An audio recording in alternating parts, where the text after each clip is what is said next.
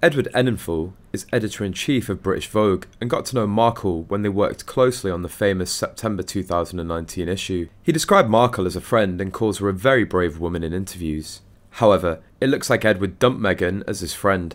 Some royal fans even claim that they were never friends, it's just some Sunshine Sachs PR fluff and goodwill from British Vogue back in the day. Recently he had his big book, A Visible Man, launch party in London while Meghan was in London on the mini tour and she wasn't there. In an excerpt from Tom Bower's book, the experience working with Meghan Markle was unpleasant and difficult for the British Vogue editor and his team. It described Markle clashing with Enninful and his staff, both with her suggestions for the issue itself and seeking to alter its publication schedule. Per the book, Markle left Vogue writers in silent exasperation with her input and calls. The staffers thought that contributions were shallow and didn't make sense.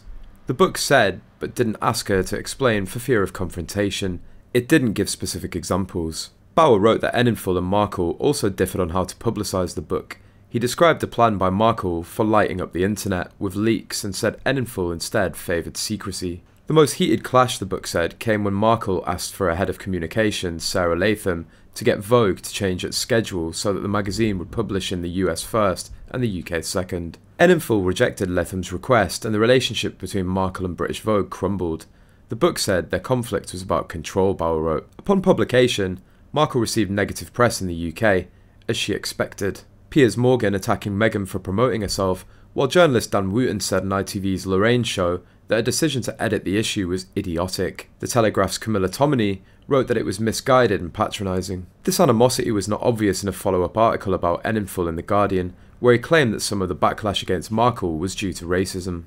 Later he backtracked slightly in an interview with Sky News, commenting that Markle attracted criticism due to a lack of understanding of royal rules and not just racism. He was subsequently attacked by Markle's fans.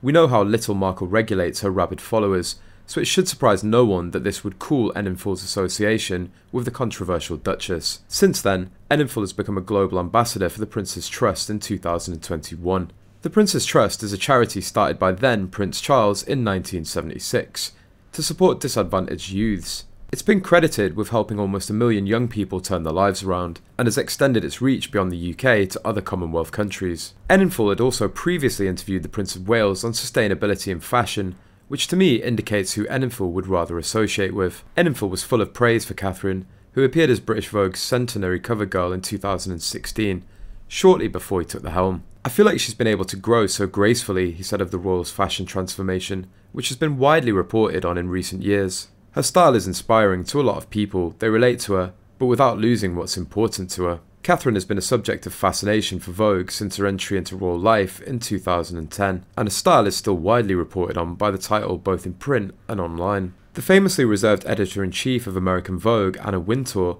has spoken in as equally glowing terms about the royal style as a British counterpart Enninful. In a 2019 video on the magazine's YouTube channel, Wintour called Catherine impeccable when asked how best to dress for the holidays. "I don't think you can go wrong with the Duchess of Cambridge, who always looks impeccable," she said.